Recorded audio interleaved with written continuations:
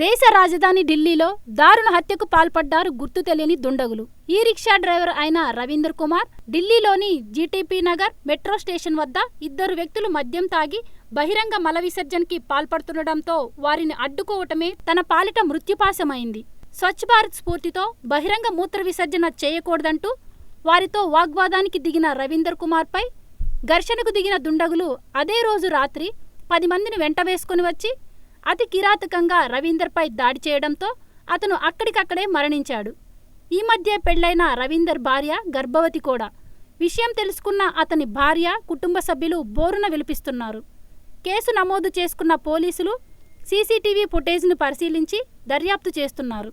దీనిపై స్పందించిన కేంద్ర మంత్రి వెంకయ్యనాయుడు విచారం వ్యక్తం చేశారు. దోషులను అరెస్ట్ చేసి శిక్ష పడేలా చర్యలు తీసుకోవాలని తెలిపారు.